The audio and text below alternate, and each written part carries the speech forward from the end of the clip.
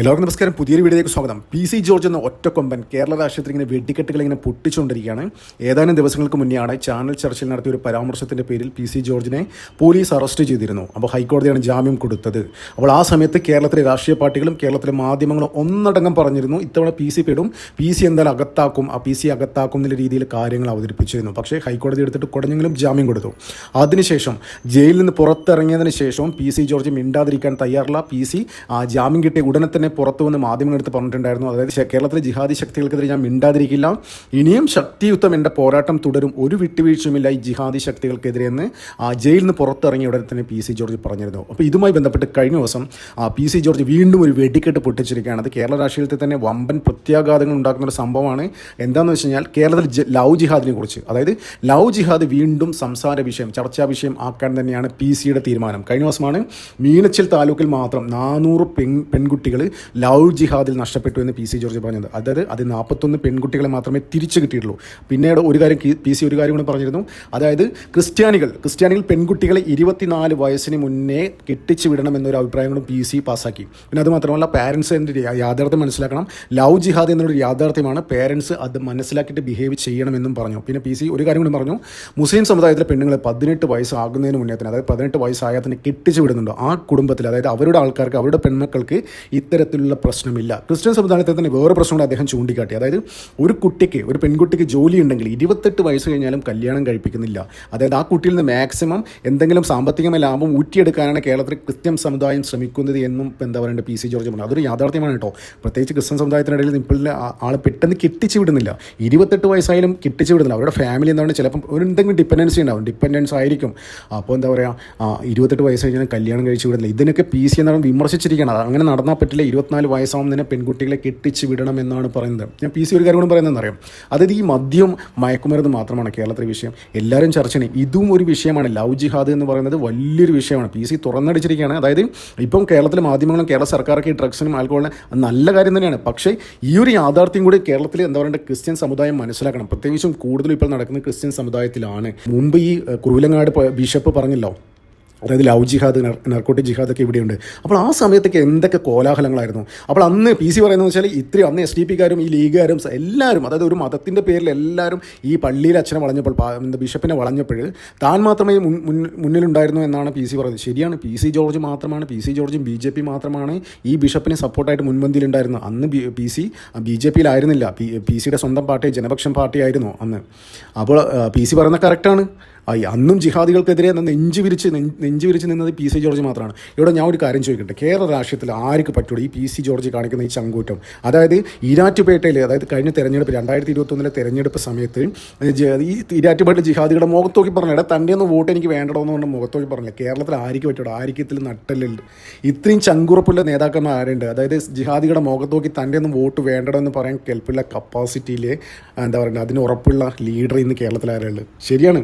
അപ്പോൾ ഇപ്പോൾ പുറത്തു വരുന്നത് അതൊക്കെ കാര്യം, പി.സിയുടെ കാര്യം അവിടെ നിൽക്കട്ടെ. ഇപ്പോൾ പുറത്തു വരുന്ന ഏറ്റവും പുതിയ റിപ്പോർട്ട് പ്രകാരം ഈ ലവ് ജിഹാദ് വീണ്ടും ചർച്ചയാക്കുന്നതിന് പിന്നിൽ വ്യക്തമായ ഒരു കൈകളുണ്ട്. അത് സാക്ഷാൽ അമിത് ഷാ, അതായത് ആഭ്യന്തരമന്ത്രിയായ ഇന്ത്യയിലെ ഏറ്റവും ശക്തനായ രാഷ്ട്രീയ നേതാവിൻ്റെ സഹായം പി.സിക്കുണ്ട് എന്നാണ്. അത് ഞാൻ കാര്യങ്ങൾ വിശദമായി പറഞ്ഞത് എന്താണെന്നില്ല. എന്തുകൊണ്ടാണ് പി.സി. ജോർജ്, അതായത് ചാനൽ ചർച്ചയിലെ ഒരു വിദ്വേഷ പരാമർശത്തിൻ്റെ പേരിൽ ജാമ്യം പുറത്തിറങ്ങിയ ഒരാൾ വീണ്ടും അതിനേക്കാളും കൂടുതൽ ഗൗരവമായ കാര്യങ്ങൾ വലിച്ച് പുറത്തിടുന്നു, അതിനേക്കാളും ശക്തമായ രീതിയിൽ പ്രതികരിക്കുന്നു. അപ്പോൾ ഇതിനൊക്കെ പിന്നിൽ ഒരു പ്രേരണയുണ്ട്, അതായത് ഒരു ശക്തി പി.സിയുടെ പുറകിലുണ്ട്. അത് സാക്ഷാൽ അമിത് ഷാ എന്നാണ് ഇപ്പോൾ പുറത്തു വരുന്ന റിപ്പോർട്ട്.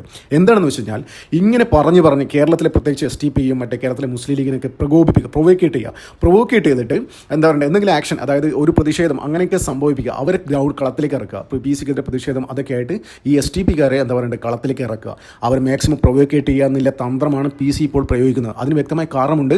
അമിത് ഷാക്ക് ഇപ്പോൾ ഒരു കാരണം വേണം. ഏതെങ്കിലും ആവശ്യത്തിൽ ഇവിടത്തേക്ക് കേന്ദ്രസേന വരണം, ഈരാറ്റുപേട്ട ഒന്ന് അരിച്ചു പറക്കാൻ കേന്ദ്രസേന വരണം. അതിന് വേണ്ടിയിട്ടാണ് എന്താ പറയുക അമിത് ഷാ പി.സി ഇറക്കി കളിക്കുന്നത്.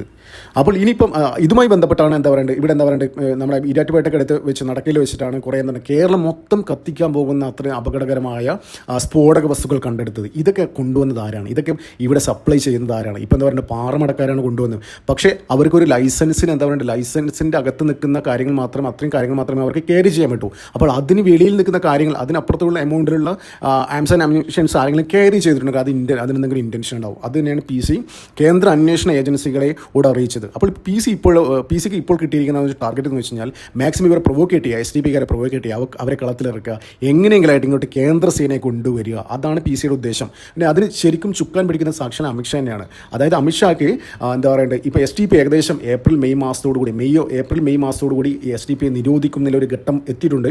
അമിത്ഷാൻ്റെ പണിപ്പുരയിൽ തന്നെയാണ്. അതായത് ഈ ഇവർ നടത്തിയ സാമ്പത്തിക ക്രമക്കേട് ഇതിൻ്റെയൊക്കെ അടിസ്ഥാനത്തിൽ തന്നെയാണ് എന്താ പറയുക ദേശീയ അധ്യക്ഷനായ MK ഫൈസിയെ തൂക്കിയത്.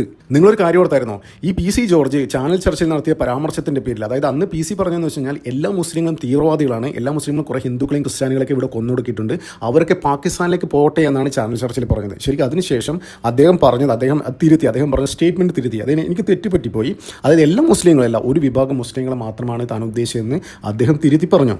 അപ്പോൾ അതിനുശേഷം ഈ ഈരാറ്റുപേട്ട, കട്ടപ്പന, എന്താ പറയുക മൂവാറ്റുപുഴയൊക്കെ കേന്ദ്രീകരിച്ച് SDPക്കാർ ഭയങ്കരമായ പ്രതിഷേധ പ്രകടനങ്ങൾ, PCക്കെതിരെ വേണ്ട കൊലവിളി മുദ്രാവാക്യങ്ങളല്ല, പ്രതിഷേധ പ്രകടനങ്ങളൊക്കെ സംഘടിപ്പിച്ചു. PC എന്ന് പറഞ്ഞാൽ അറസ്റ്റ് ചെയ്ത് ജയിലിലടക്കണം, അങ്ങനെയാണ് ഇങ്ങനെയാണൊക്കെ പറഞ്ഞത്. അപ്പോൾ PC അറസ്റ്റ് ചെയ്തില്ല. PC എന്താ പറയുക പോയി പോലീസിൽ കീഴടങ്ങി. 2 ദിവസം കഴിഞ്ഞ് എന്താ പറയുക തിങ്കളാഴ്ച പോയി പോലീസിൽ കീഴടങ്ങി, പോലീസ് അറസ്റ്റ് ചെയ്തു.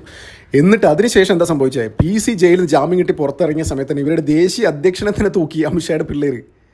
അപ്പോൾ അതാണ് പറയുന്നത്. അപ്പോൾ അത് കലിപ്പുണ്ട്, SDPക്കാർക്ക് നല്ല കലിപ്പുണ്ട് PC ജോർജിനോട്. അപ്പോൾ PC ചില ആൾക്കാർ, അതായത് സോഷ്യൽ മീഡിയയിലേക്ക് വന്ന ചില പോസ്റ്റുകൾ ഇതൊക്കെ ബന്ധിപ്പിച്ച് കണക്ട് ചെയ്ത് നോക്കുകയാണെങ്കിൽ എന്താ പറയണ്ടത്, ചില ഒരു പോസ്റ്റ് കണ്ട് അത് നല്ല ഭയങ്കര ഇൻട്രസ്റ്റിംഗ് ആയി തോന്നുന്നത്. അത് PCയെ ജയിലിലടക്കാൻ ശ്രമിച്ച SDPക്കാർ PC പുറത്തിറങ്ങുമ്പോൾ അവരുടെ ദേശീയ അധ്യക്ഷൻ തന്നെ അകത്തായി എന്നുള്ള രീതിയിലായി കാര്യങ്ങൾ. അപ്പോൾ അങ്ങനെ സോഷ്യൽ മീഡിയ അത് ആൾക്കാർക്ക് തോന്നിയ കാര്യമുള്ളൂ, സത്യം എന്താ പറയുക തെറ്റ് പറയാൻ പറ്റില്ലോ. അപ്പോൾ ഇതിനൊക്കെ പിന്നിൽ ആരായിരിക്കും? അപ്പോൾ PC ക്ക് അത്ര ഹോൾഡ് ഉണ്ടോ? എന്താ പറയുക ഒരു SDPയുടെ ദേശീയ അധ്യക്ഷനെ തന്നെ പിടിച്ച് അകത്തിടാൻ തക്ക രീതിയിൽ ഹോൾഡ് ഉണ്ടോ? അതാ പറയുന്നത്. അപ്പോൾ PCയുടെ പുറകിൽ അമിത്ഷാ തന്നെയാണ്. അപ്പോൾ ഇവിടെ ഒരു വേറെ വളരെ ഇമ്പോർട്ടൻ്റ് ആയ ഒരു കാര്യം കൂടി കടന്നു വരുന്നുണ്ട്. എന്നറിയോ, അതായത് ഈ PC ജോർജിന് നല്ല കട്ട സപ്പോർട്ടായിട്ട് ഇവരും വരുന്നുണ്ട്, കാസിയും വരുന്നുണ്ട്. കഴിഞ്ഞ ദിവസം കാസി ഒരു ഫേസ്ബുക്ക് പോസ്റ്റ് ഇട്ടിരുന്നു. എന്തായിരുന്നു അറിയോ, അതായത് ലവ് ജിഹാദ് എന്ന് പറയുന്ന സാധനം പ്രത്യക്ഷ ഇന്ത്യയിൽ എന്താ പറയുക ഒരു ഭരണഘടനയിൽ ഇല്ല. അതുകൊണ്ടാണ് ബെന്നി ബെഹനാനെ പോലത്തെ ആൾക്കാർ ഈ പാർലമെൻറ്റിൽ വന്നിട്ട് അതായത് ഇതിന് അനുകൂലമായിട്ട് പ്രസംഗിക്കുന്നത്. അപ്പോൾ ഇങ്ങനെ ലീഗലി ഒരു സംഭവം ഇല്ല. അത് ലവ് ജിഹാദ് എന്ന് പറയുന്നൊരു സാധനം ഒരു ഓഫീസ് തുറന്നു വെച്ചിട്ടോ ആരെങ്കിലും അങ്ങനെ പ്രവർത്തിക്കുന്നില്ല. ഇതൊരു പ്രവൃത്തിയാണ്. അതായത് മറ്റു സമുദായക്കാരെ ഇല്ലായ്മ ചെയ്യാൻ അവർ തിരഞ്ഞെടുത്തൊരു വഴിയാണ് ഈ ലവ് ജിഹാദ് എന്ന് പറയുന്നത്. അപ്പോൾ ഇതിന് ഓഫീസോ ഒരു സംഘടന അങ്ങനെയൊന്നുമില്ല, ഇത് മൊത്തമായിട്ട് ഇവർ ചെയ്യുന്നതാണ് എന്നാണ് കാസ പറഞ്ഞത്. അപ്പോൾ ഇതുമായി ബന്ധപ്പെട്ട് ഈ PC ജോർജിന് കാസ കൊടുത്തിരിക്കുന്ന സപ്പോർട്ട് വെച്ച് നോക്കുകയാണെന്നുണ്ടല്ലോ, ശരിക്കും ഈ കാസ ഇപ്പോൾ അടുത്ത കാലത്ത് ഒരു സ്റ്റേറ്റ്മെൻറ്റ് പുറപ്പെടുവിച്ചിരുന്നു. അതായത് കാസ രാഷ്ട്രീയ പാർട്ടി ഉണ്ടാക്കാൻ പോവുകയാണ്. അപ്പോൾ NDAയുടെ ഭാഗമായിട്ട്, അതായത് രാജ്യ താല്പര്യം മുൻനിർത്തി പ്രവർത്തിക്കുന്ന BJP നയിക്കുന്ന NDAയുടെ ഭാഗമായിട്ട് അവർ 20ഓളം സീറ്റുകളിൽ മത്സരിക്കുമെന്ന് പറഞ്ഞിട്ടുണ്ട്. അത് വളരെ സുപ്രധാനപ്പെട്ട ഒരു തീരുമാനമാണ്. അപ്പോൾ PC ജോർജ്, അപ്പോൾ കാസയുടെ ഈ തീരുമാനത്തിന് പിന്നിൽ PC ജോർജിൻ്റെ ഒരു പിന്തുണ എന്ന് വെച്ചാൽ സാക്ഷാൽ അമിത്ഷായുടെ പിന്തുണയും ഉണ്ട് എന്നല്ലേ അർത്ഥം. കാസറ്റ് എന്ന ഒരു സംഘടന, ഓർഗനൈസേഷൻ, ഒരു രാഷ്ട്രീയ പാർട്ടി രൂപീകരിച്ച് തെരഞ്ഞെടുപ്പിൽ മത്സരിക്കും. അതായത് 20 സീറ്റുകളോളം മത്സരിക്കും. കോൺഗ്രസിന് സ്വാധീനമുള്ള മധ്യ തിരുവിതാംകൂറിൽ എന്താ പറയുക ക്രിസ്ത്യൻ സമുദായത്തിന്, പ്രത്യേകിച്ച് കോൺഗ്രസിനും കേരള കോൺഗ്രസിനും സ്വാധീനമുള്ള 20 മണ്ഡലങ്ങളിൽ ഇവർ ഈ കാസ നിർത്തുന്ന സ്ഥാനാർത്ഥികളെ, കാസ രൂപീകരിക്കുന്ന പാർട്ടിയുടെ സ്ഥാനാർത്ഥികൾ മത്സരിക്കും BJPയുടെ ഭാഗമായിട്ട്, അതായത് NDAയുടെ ഭാഗമായിട്ട്. അപ്പോൾ BJPക്കാരെല്ലാവരും ഇവർക്ക് വോട്ട് ചെയ്യും. ഫലം എന്താണെന്ന്, ചില സീറ്റുകൾ ജയിക്കും, ചില മറ്റ് സീറ്റുകളിൽ കോൺഗ്രസിൻ്റെയും ഈ കേരള കോൺഗ്രസിൻ്റെയൊക്കെ തോൽവി ഉറപ്പിക്കും. എന്തുകൊണ്ടാണെന്നറിയോ, അതായത് ഈ ജിഹാദികളെ സപ്പോർട്ട് ചെയ്യുന്നത്, കോൺഗ്രസ് എന്ന് വെച്ചാൽ ജിഹാദികളെ സപ്പോർട്ട് ചെയ്യുന്ന ആൾക്കാരാണ്. അപ്പോൾ അവരെ വീഴ്ത്താൻ തന്നെയാണ് കാസയുടെ തീരുമാനം. അപ്പോൾ അതിന് പിന്തുണ PC ജോർജിനുണ്ട്, PC ജോർജ് അമിത്ഷായുടെ പിന്തുണ, ഇവരൊക്കെ പിന്തുണയുണ്ട്. എന്ത് തന്നെയാലും PC ജോർജ് ഇപ്പോൾ കേരള രാഷ്ട്രീയത്തിൽ പൊട്ടിച്ചുകൊണ്ടിരിക്കുന്ന വെടിക്കെട്ടുകൾക്ക് പിന്നിൽ സാക്ഷാൽ അമിത്ഷാ തന്നെയാണ്. ലക്ഷ്യം ഇവന്മാരെ പ്രകോപിപ്പിക്കുക, പുറത്തിറക്കുക, എന്നിട്ട് ഇവിടെ കേന്ദ്രസേന വരിക, ഇവന്മാരെ തൂക്കുക, ഇവന്മാരെ എന്താ പറയുക അടുത്ത് നിരോധിക്കുമ്പോൾ ഇവർ പല സാധനം ഇവരുടെ സുപ്രധാനപ്പെട്ട പല കേന്ദ്രങ്ങളും റെയ്ഡ് ചെയ്യാം, പല ഡീറ്റെയിൽസും ശേഖരിക്കാം. അതൊക്കെ എന്താ പറയുക SDP നിരോധിക്കുന്നതിലേക്ക് ഒരു മുതൽക്കൂട്ടം. ഓൾറെഡി നിരോധിക്കാൻ വേണ്ടിയുള്ള എല്ലാ ഡീറ്റെയിൽസും കയ്യിൽ കിട്ടി, അമിത്ഷായുടെ കയ്യിൽ കിട്ടി. നേരത്തെ പറഞ്ഞ മാതിരി CA റൌഫ് എല്ലാം ചോർത്തി കൊടുത്തെന്ന് പറയുന്നത് അന്വേഷണ ഏജൻസികൾക്ക് എല്ലാം വ്യക്തമായി പിൻകോഡ് അടക്കം പറഞ്ഞു കൊടുത്തിട്ടുണ്ട് ഇവന്മാരുടെയൊക്കെ ഡീറ്റെയിൽസ്. അപ്പോൾ ഇത് എന്തായാലും അടുത്ത് തന്നെ ഇവന്മാരെ നിരോധിക്കും. അതിന് വേണ്ടിയിട്ടുള്ള എന്താ പറയേണ്ടത് എന്തെങ്കിലും കുറച്ച് സാധനങ്ങൾ കിട്ടുമെന്ന് അറിയാൻ വേണ്ടിയിട്ട് ഇവന്മാരെ കളത്തിൽ പ്രൊവോക്കേറ്റ് ചെയ്ത് കളത്തിലിറക്കാൻ തന്നെയാണ് എന്താ പറയുക PCയുടെ തീരുമാനം. അതിന് അമിത്ഷായുടെ ഫുൾ സപ്പോർട്ടുണ്ട്. എന്തായാലും നമുക്ക് കാത്തിരിക്കാം, ഇത് എന്താവുമെന്ന് കാത്തിരിക്കാം. നന്ദി, നമസ്കാരം. മറ്റൊരു വീഡിയോ കാണാം.